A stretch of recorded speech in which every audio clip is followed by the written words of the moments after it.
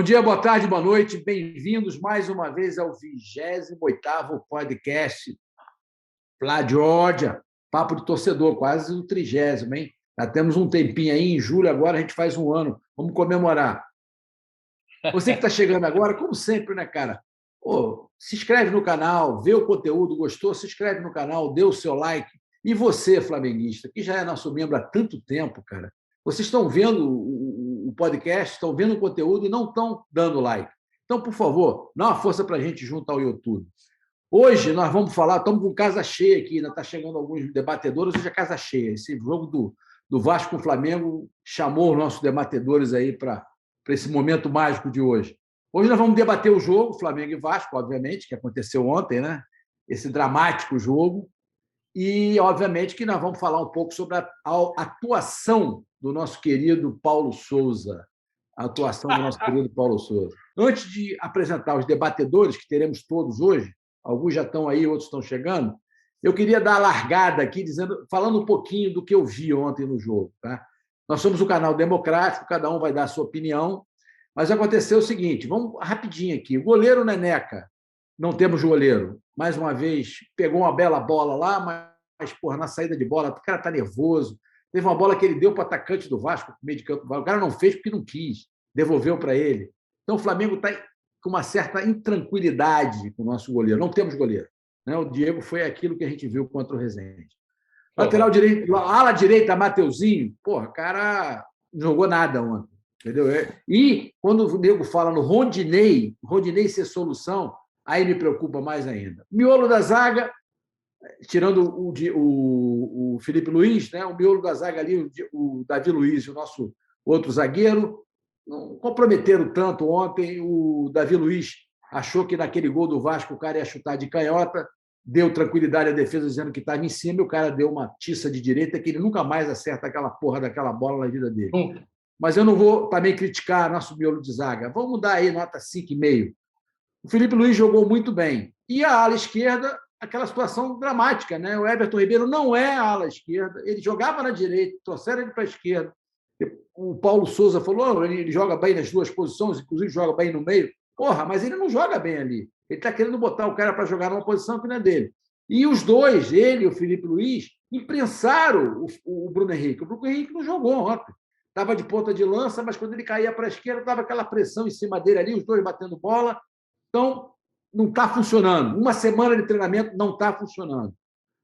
O Arrascaeta jogando mal. Ontem fez aquele golaço, mas não estava jogando como o Arrascaeta que a gente conhece.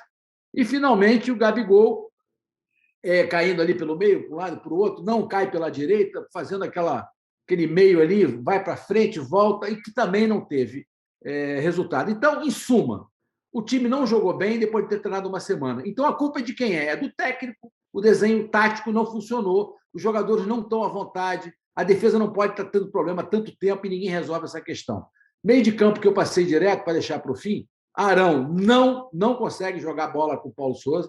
O Paulo Souza trabalha com dois meio de campo, box to box, um pela direita e outro pela esquerda. O Arão não se entendeu, vem atrás para marcar, na minha opinião. E o Andrés, aquele problema psicológico, deu mais uma entregada lá no meio de campo ontem, e não está bem também. E nem vai, quero crer que não vai ser comprado. Né? Vamos aproveitar aquela situação que tem com o Banco Central de 170 milhões de dívida lá do passado para não botar essa grana agora, não se comprometer com essa grana. Então, quando o time está jogando mal como um todo, depois de treinar uma semana, é problema estratégico, é o técnico, na minha opinião. Para finalizar, eu acho que a gente vai ter Flamengo e Bangu no domingo no Maracanã, parece que vai ser. Obrigação absoluta de ganhar. Para de testar, bota o time titular em campo, vê o que acontece com os melhores jogadores. Disse ele na entrevista coletiva, por que não botou o João Gomes? É porque é um jogo que eu entendi agora o que é um clássico, precisa de gente mais experiente. Porra, o André veio da Bélgica, né? Nunca jogou um Flamengo e Vasco. O João Gomes jogou uns 700 Flamengo e Vasco na base, não sei aonde, sub-20. Porra, e o João Gomes já deu característica que ele é um adulto jogando. Ele encarou o Hulk, porra, contra o Atlético. Então, ele é um belo jogador. Então, não explicou também. Então, assim, domingo contra o Bangu vai ter que ganhar. Acredito que vai ser Flamengo e Botafogo as duas semifinais, que são 2 jogos, e tem a obrigação de ganhar, mas depois que a Portuguesa enfiou de 5. Eu não sei se aquele 3-1 com o Botafogo foi por competência nossa ou por incompetência do Botafogo. E a final deve ser o Fla-Flu, que temos que ganhar e ser tetracampeão. Hoje o favorito é o Fluminense. Então, eu estou on hold com o Paulo Souza, já não tenho a confiança que eu tinha na largada, tem um belo discurso, fala muito bem, mas eu não vejo em campo nem os goleiros, nem a defesa, nem o meio de campo, nem o ataque, com uma estrutura que nos pareça razoável. A gente entra preocupado, eu entrei preocupado. Então é isso. E se não fizer esse tetra, não ganhar lá no Fluminense na final, porra, bicho, vai entrar no Campeonato Brasileiro e na Copa do Brasil e no Libertadores devendo muito. E aí a figura, o fantasma do Jorge Jesus começa a ganhar corpo, está parado, não está fazendo nada. Eu sei que o Roberto acha que não vai voltar a ser o que era, mas, meu amigo, eu sei, eu respeito. Mas eu, sinceramente, não sou viúvo do Jorge Jesus, mas já começo a ter uma certa expectativa. Não estou confiando 100% no Paulo Souza. Muito bem. Normalmente eu passo para o Wagner não chegou aí, então, por ordem de chegada, vamos passar para o Felipe, né? Por ordem de idade, não por idade, por ordem de idade no podcast, né? Porque senão seria o Roberto, né? Que jovem para mim, é um jovem para mim, mas seria ele. Vamos lá, Felipe, o que você acha do jogo e o que você acha do técnico? Fala, Paulo, fala, meus amigos. Então, eu gosto sempre de, quando a gente fala de algum jogo aqui, eu gosto sempre de colocar em perspectiva também com o todo do trabalho que a gente vem analisando, né? Acho que o Paulo Souza tem aí 60 dias, mais ou menos, de chegada por aí. E eu acho que ali, até o jogo do Atlético Mineiro, eu acho que a gente estava. O jogo do Atlético Mineiro foi o que mais me animou. Curioso, né? Até porque a gente perdeu nos pênaltis. Depois vem ali, tem um jogo contra o Botafogo em que, de cara, a gente foi muito bem, era para ter sido muito mais. Mas como você falou bem, Paulo, a goleada da Portuguesa depois traz um pouco para a realidade, né? A fragilidade do adversário era muito grande. Eu estou num estado de preocupação, de atenção. Eu não tenho visto mais, especialmente após a final com o Atlético Mineiro, a evolução que eu estava começando a perceber no time. Na verdade, eu acho que agora até o time parece que cai numa involução preocupante para nós. Concordo com o que o Paulo falou. Eu acho que assim tem dois cenários no futebol que apontam para a gente uma responsabilidade grande do técnico. Se todo mundo joga bem, tem dedo do técnico, que é muita gente jogando bem. Se todo mundo está jogando mal, também tem dedo do técnico, porque a engrenagem não está funcionando, né? Quando você olha um time bem treinado, o jogador 5 vira 6,5, o jogador 6,5 vira 8, o jogador 8 vira 9. É assim no futebol.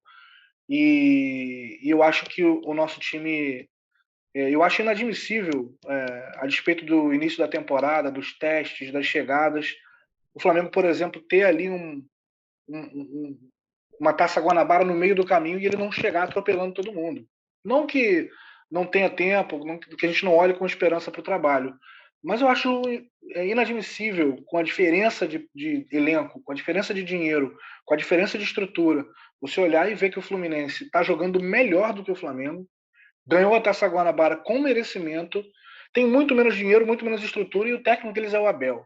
Então eu acho que é hora de olhar com calma.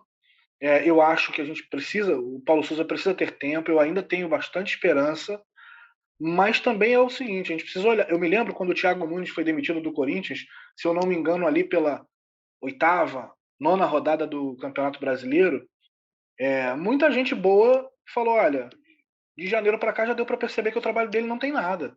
Inclusive o meu amigo Mauro César, com quem eu troco ideia com alguma frequência, falava isso na época: olha, ele chegou em janeiro, já estamos indo para um terço quase do brasileiro e o time não apresenta nenhuma evolução. Já dá para cobrar com certeza. Daqui a pouco a gente está indo para o final do Carioca, se desenha uma possibilidade de um Fla-Flu na final e eu não imaginaria chegar a essa altura dizendo que o Fluminense seria favorito. Hoje seria. Então é isso, vamos ficar de olho e vamos cobrar. E aí, Roberto, você? Bem, ok. Então vamos lá. Eu sou assim, um pouco menos crítico ao Paulo Souza, mas eu não gosto de uma coisa muito firmemente que ele faz, que é essa bagunça com o Everton Ribeiro. Para mim, se ele coloca o Everton Ribeiro na posição dele, com a dobradinha, o trio que ele tinha ali, ou o Isla, ou o Mateuzinho, ou o próprio, por surpresa, né? O Rodinei, fazia ali uma jogada, uma armação muito boa entre Arão, Everton e ali na direita, com o Bruno Henrique como o azogue que ele é lá na esquerda, fazendo facão, o time muda da água para o vinho de repente. E esse cara não é bobo, mas eu concordo com o Felipe, que é complicado, porque era para esse cara já chegar aqui matando a pau. Você vê, mutatis mutandis, se eu posso usar como comparação, eu estou bem impressionado com esse treinador do Atlético Mineiro. Ele chegou, não fez muito, não fez nada, botou o time para jogar, do jeitinho que é.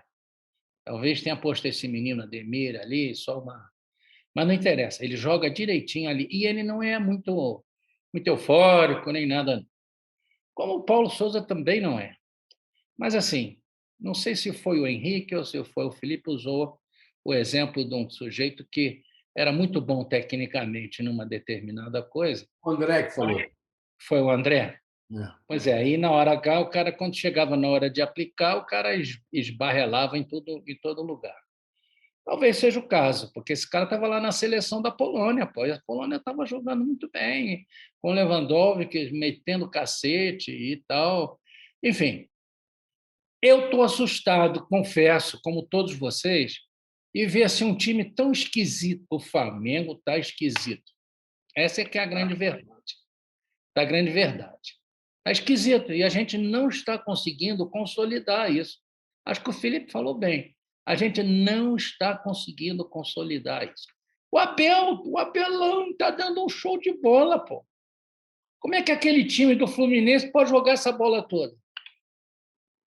E vamos ser sinceros, eles ganharam da gente num acaso de última bola. Foi. Vamos ser sinceros. E nós perdemos gol pra caramba. O segundo ponto que eu tenho a falar desse time é o seguinte: eu nunca vi, e até me lembro o Flamengo do Barbieri. Fazia um toque de bola bonito, mas é uma barbaridade na finalização. Não sei se vocês se recordam disso. Sim. O Barbieri começou um processo muito interessante no Flamengo, mas a gente não acertava uma bola no gol.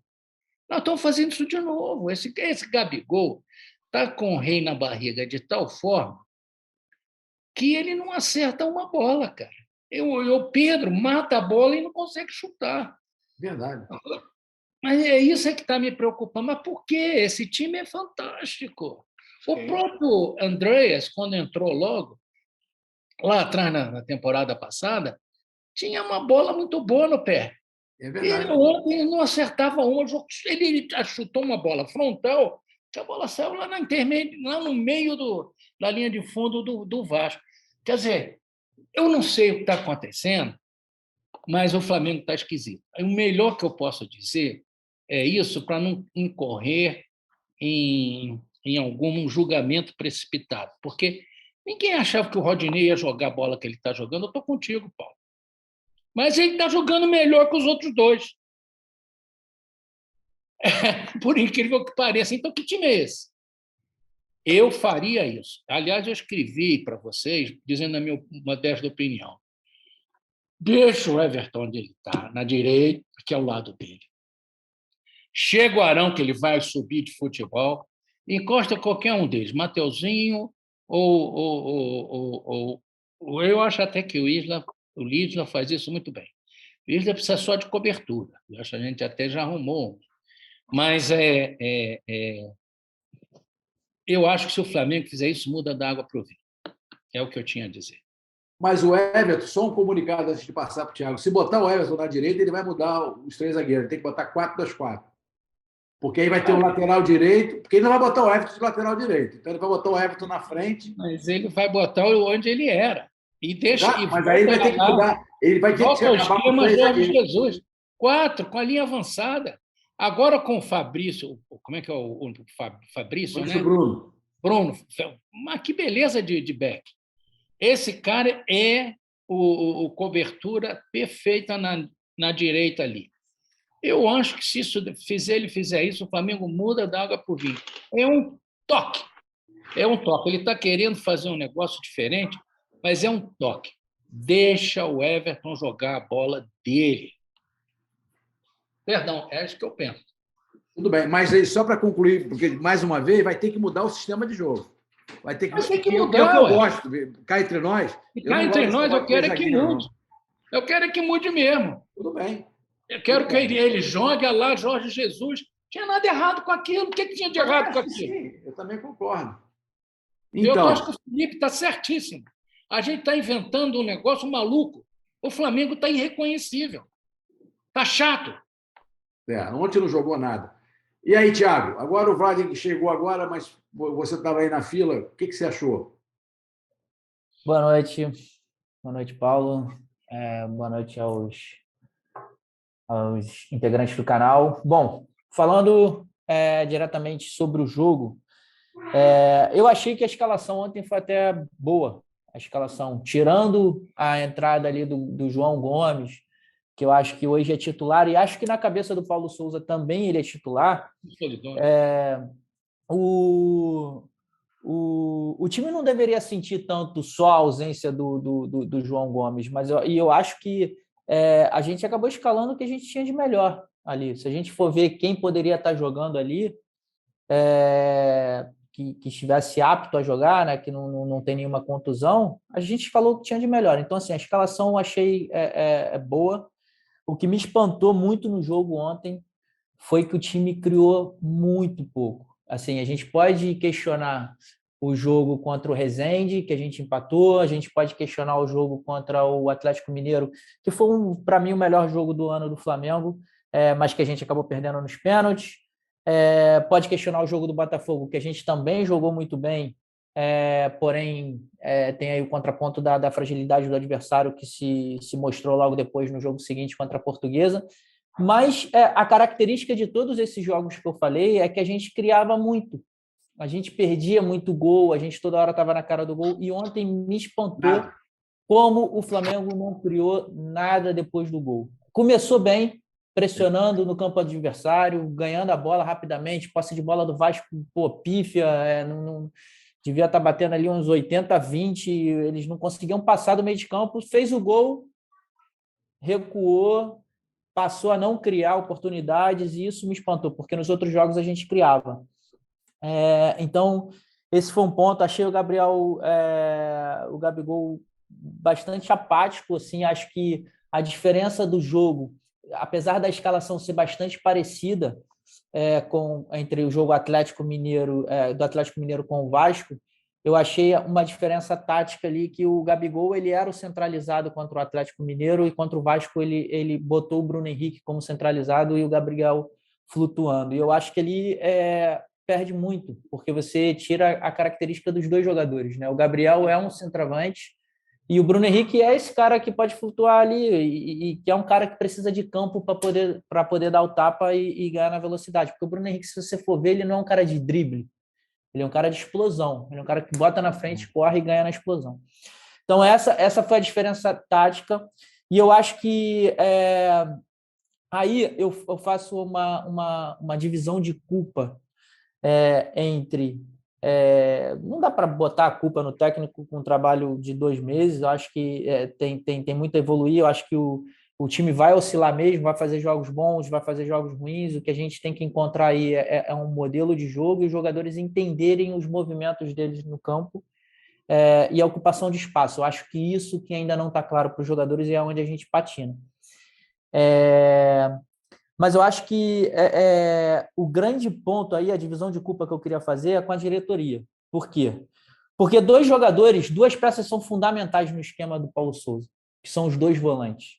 Sem os 2 volantes, eu estive vendo especialistas portugueses falando, na época que o Flamengo estava contratando ele, eu vi muitas reportagens, entrevistas, e todos eles eram unânimes em falar: as 2 peças fundamentais para que o esquema do Paulo Souza funcione são os 2 volantes. E os nossos 2 volantes ontem não jogaram absolutamente nada, tanto o Arão quanto o Andréas. Eu acho que hoje os volantes titulares são João Gomes e Thiago Maia, porém, eu não acho que vão ser volantes que vão jogar todos os jogos. Então, a gente tem que ter reposição e a gente tem que ter reposição à altura. E aí é onde eu acho que a diretoria está falhando muito em relação ao mapeamento desses jogadores e contratação deles. Porque, por mais que contrate, o Campeonato Brasileiro só começa em abril, final de abril, assim, por mais que contrate para o Campeonato Brasileiro, o jogador tem que chegar e se encaixar no esquema. E isso leva tempo, adaptação, saber quais são os movimentos que vão ter que fazer. Então, eu acho que esse é o grande problema que ele está tendo para implementar o esquema dele. E para finalizar, assim, eu acho que se a gente comparar, se a gente colocar aí, forçando a barra, 4 grandes forças aí que podem disputar o Campeonato Brasileiro esse ano, forçando a barra aí para o Corinthians também, muito em função do técnico que eles têm, que é um técnico bom e um time experiente. Você tem Atlético Mineiro, Palmeiras e Flamengo. Desses 4, eu acho que o único time que está jogando realmente bola, por incrível que pareça, é o Palmeiras. E muito em função do tempo de trabalho que o Abel teve, porque o Palmeiras foi muito criticado também. O Palmeiras tinha um jogo pobre, e hoje a maior virtude, todas as entrevistas que você ouve dos jogadores do Palmeiras, eles falam, cara, exatamente o que o técnico fala acontece no jogo. Ou seja, ele tem um grupo na mão, ele sabe exatamente o que cada jogador pode dar para ele e o que ele pode explorar de cada jogador. Isso leva tempo. Então, não acho que o Atlético esteja jogando um futebol bom. Acho que teve dificuldades aí com Pouso Alegre. Ontem quase perdeu, teve um pênalti escandaloso para o Atlético Mineiro, mais um, né? E não acho que o Corinthians também esteja jogando um futebol que vá brigar hoje, mas eu acho que tem muito potencial. Então, assim, tirando o Palmeiras, os outros times também estão oscilando. Então, acho que eu continuo acreditando, mas ontem o jogo realmente me decepcionou, principalmente em relação às chances criadas, que foram muito poucas em relação aos outros jogos, que a gente também não teve um resultado tão bom, mas a gente criou. Concordo plenamente. E aí, Wagner? Welcome. Tudo bem, gente? Boa noite. Rapaz, acho que esse debate hoje aqui podia levar umas 4 horas, tanta coisa que tem relevante para falar, né? Eu vou tentar resumir aqui, Paulo, do que os colegas já falaram, alguns pontos que eu anotei aqui. Primeiro, que eu acho que, apesar da nossa insatisfação, a gente tem que respirar. A gente sempre falou que o Campeonato Carioca era laboratório, tem uma adaptação cultural, tem o entendimento dos jogadores. O Thiago falou de posicionamento, que ainda eles não captaram tudo, né? E ontem eu vi até o PVC falando uma coisa importante, né? O Klopp, 2 anos de Liverpool, o Klopp não deu resultado, ele começou a dar resultado depois. Então, o que o Thiago falou agora do Abel Ferreira, né, no Palmeiras, a gente tem que respirar um pouco. Quando você vê a entrevista do Paulo Sousa, ele entende do assunto, ele entende tanto de parte tática quanto de motivação, de elenco. Foi um grande jogador de futebol. Então, eu acho que não podemos entrar no desespero de troca, mas não dá para ficar satisfeito, né? Eu acho que ontem ele teve uma jornada muito ruim, apesar dos jogadores, na maioria, não terem jogado bem, né? Praticamente todos não jogaram bem. Ele teve uma jornada ruim. Eu acho que a gente até comentou no grupo, o Flamengo termina o primeiro tempo com o Arão e o Andréas Pereira amarelado. Amarelo. E com o Thiago Maia e o João Gomes, que hoje, para mim, deveria ser o titular, no banco. Cara, 2 cabeças de áreas amarelados, você tem que trocar. Se você tem um Márcio Araújo, uma porcaria lá, tudo bem. Mas você tem João Gomes e Thiago Maia no banco, tinha que trocar. O lance do gol, se o Andréas puxa a camisa do cara, ele faz uma falta, ele seria expulso. Então, talvez ele não fez a falta porque o amarelo sempre tem aquela preocupação do jogador de ter sido expulso. Então, foi um erro, para mim, enorme, que eles fizeram péssimo primeiro tempo, tomaram o amarelo e o técnico não mudou. Falando do posicionamento, lembrando do Everton Ribeiro aí da esquerda, ontem um colega nosso fez um ponto interessante, né? A gente sempre falou que o Felipe Luiz é um craque, que é um cara que, contribui muito ofensivamente, mas que ele falha um pouco na parte defensiva, né? Por que não ele não ser testado como ala esquerdo? Porque essa história de terceiro zagueiro, ele está indo para justamente aonde que ele tem a maior deficiência dele, que é a marcação. Obviamente que a saída de bola com ele é muito boa, e quando você faz um 3-5-2, às vezes os zagueiros vão armar o jogo, mas eu acho que a gente deveria testar ele no 3-5-2. E outra coisa, o Everton, já não acho mais que seja de esquerda, de direita, não. O Everton está jogando mal no Flamengo há 1 ano e meio. O Everton tem que ir para o banco. A gente fica com um carinho, com uma memória afetiva dele, de 2019, é um grande jogador, mas ele não joga bola no Flamengo há 1 ano e meio, pelo menos ali na metade da temporada com o Rogério Ceni. De lá para cá, ele não jogou bola no Flamengo. E a gente tem elenco hoje jogadores que podem... A gente termina o jogo ontem com o Marinho, com o Vitinho, com o Pedro. Não é possível que o Everton Ribeiro seja intocável, entendeu? Testa, bota o Felipe Luiz na esquerda, tem o Lázaro. Que vem jogando bem, tem o Vitinho. Vamos testar, o Everton tem que ir para o banco, gente. Isso aí, para mim, é um ponto, já que não tem mais a ver com o Paulo Souza, com o Jorge Jesus, com o Ceni, com ninguém. O Everton tem que ser banco hoje. Se ele voltar a jogar a bola que ele sabe, beleza, mas ele não tem mais condição, está vivendo de nome. A verdade Desde aquela primeira convocação, né? Desde aquela primeira convocação para a seleção brasileira, ele volta. E acho que foi final de 2020, uma convocação que ele teve. De lá para cá, ele não jogou bola. E o que é mais grave, né, Wagner? O que é mais grave, ele é o capitão do time, cara. Ele não tem perfil nenhum para ser capitão do time. Dele, exatamente. E aí, o outro ponto também, eu fico feliz de ver uma variação tática, um 3-5-2. A gente olhar a história do Flamengo, a gente nunca teve um 3-5-2 no Flamengo razoavelmente treinado. Teve alguns aventureiros aí que testaram isso, mas na história do Flamengo a gente nunca teve um 3-5-2 consistente. Eu acho legal testar, mas acho que o Roberto falou, o Paulo também falou, mexe muito na característica dos jogadores que foram testados e campeões nas suas posições. Então o Gabigol sai para a direita, o Bruno Henrique sai da esquerda, fica centralizado, o Everton, que fazia esse lado direito aqui com o lateral, fazia uma tabelinha, uma triangulação boa, inverte totalmente. Cara, é uma situação que eu acho que assim, mexe nas características dos jogadores demais. O Felipe Luiz, de terceiro zagueiro. O Fabrício Bruno, eu concordo com o Roberto falou, no outro grupo, onde o pessoal criticou. Eu acho que esse cara tem jogado bem. Eu não acho que ele tem sido falhando, não. Ele tem se adaptando. Quase fez um gol de cabeça ontem. Então, assim, eu acho que está na hora de tentar mexer um pouco menos. Apesar do 3-5-2, pegar um pouco as características dos jogadores e tentar adaptar, né? A sensação de que os jogadores estão tendo que se adaptar muito ao 3-5-2, ao novo formato, e o Flamengo o time não está considerando as características individuais dos jogadores, né? Então é isso. E para finalizar assim, né? Eu acho que a gente tem que pensar o seguinte: estava 44, o Vasco estava cantando que eles iam empatar com a gente. A gente venceu o clássico. Parece que a gente sempre ficou com aquela expectativa de 3-0, de 4-0. E talvez isso nunca aconteça, porque os caras jogam a partida do ano. Os caras, por exemplo, Flamengo e Vasco talvez não exista mais Flamengo e Vasco em 2022. Talvez tenha sido só ontem, né? Então, apesar de tudo, é bom vencer do Vasco, com um golaço como foi no finalzinho. Essa é a notícia boa, porque rivalidade e clássico, a gente sabe que no final das contas tem que ganhar, tem que fazer os 3 pontos e tem que ser campeão, né? Mas é isso. Muita coisa para ser pensada e o prazo está acabando. A gente tem aí, em 2 semanas, uma semifinal de Carioca. A gente tem, se eu não me engano, no início de abril, o primeiro jogo da Libertadores. E as experiências têm que ser encerradas. O time tem que começar a ter um padrão, jogar de um formato único, né? E repetir as peças. Mas acho que é isso, Paulo. E só um complemento, assim, se você me permite, Paulo, em cima desse último ponto que o Wagner colocou, que é importante você vencer clássico. Se a gente pegar, a gente não precisa ir muito longe, não. O Fla-Flu, que estava se encaminhando para o empate, o Fluminense se defendendo, a gente perdeu da maneira como a gente sempre perde para o Fluminense, mas o Fluminense ganhou. E se vocês pararem para pensar, ali, de repente, e foi um ponto que a gente...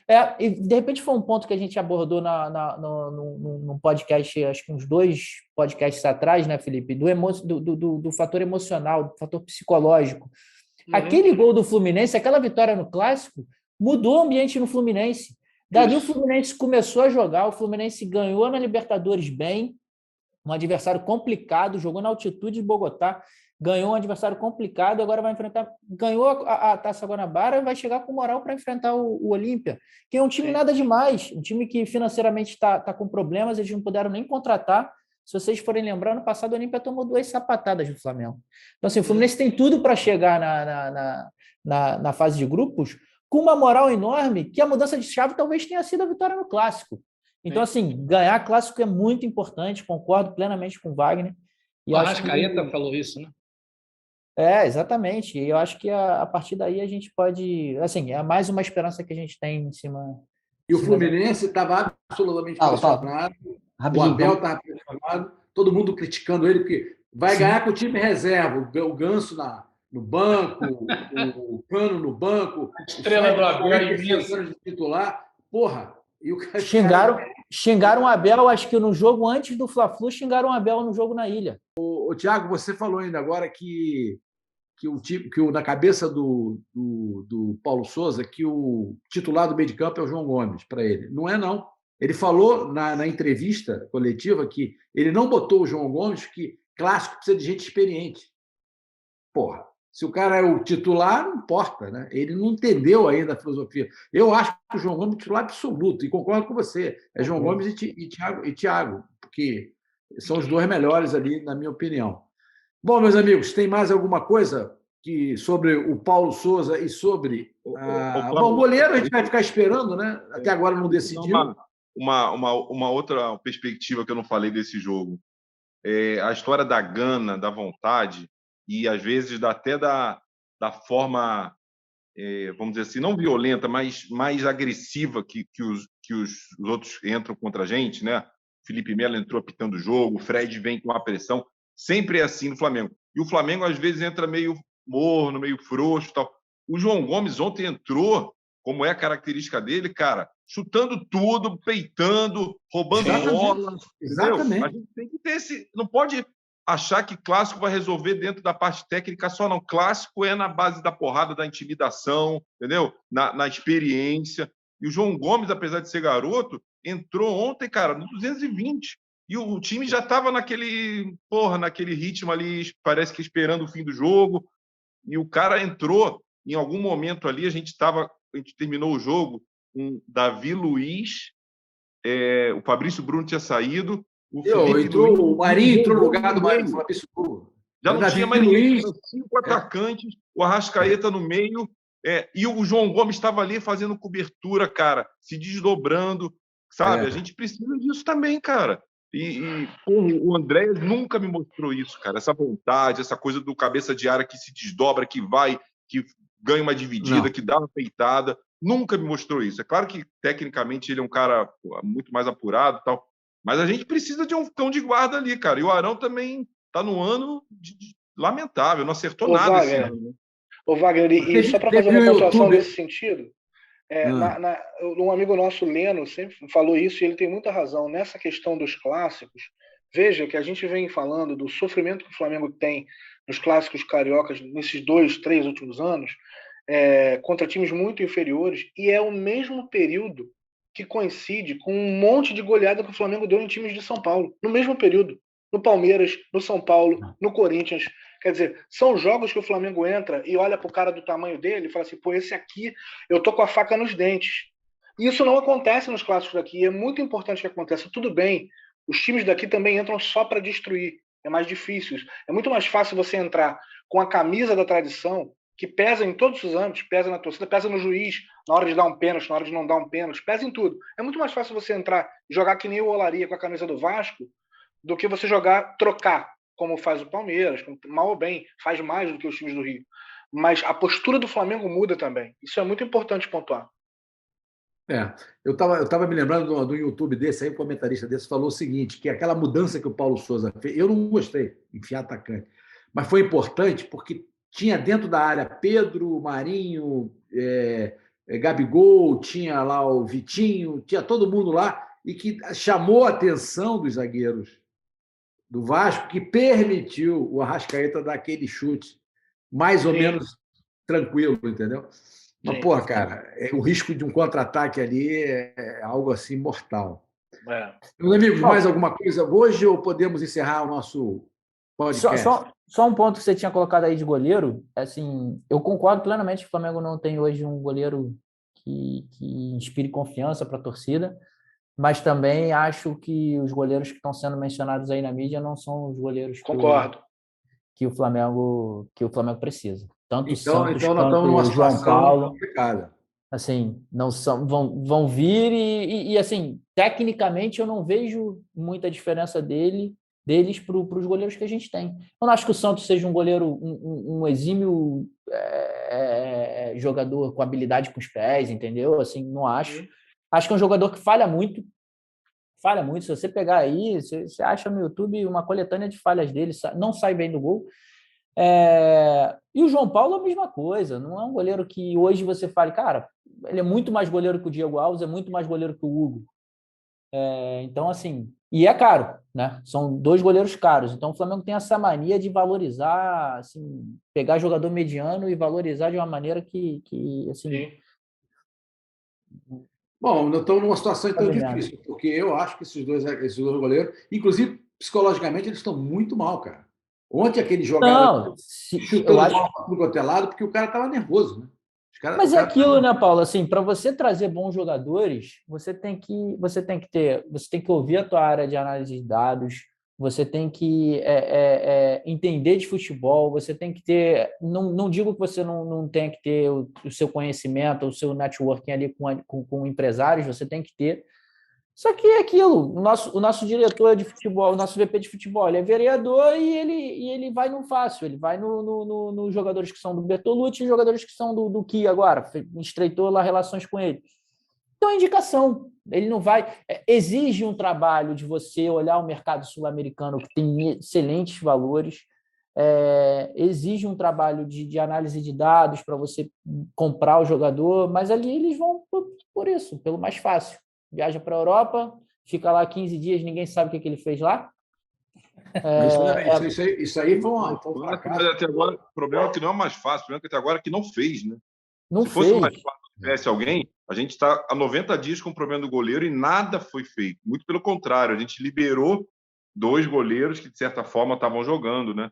Isso é que é pior, a gente piorou. Se a gente pensar, como é que a gente estava de goleiro no dia 27... O César e o Gabriel saíram? Nós pioramos. Sim, nós mandamos o César e o Gabriel embora e pegamos o menino da base e não veio ninguém, cara. Pô, o Flamengo com caixa, com condição, com tempo.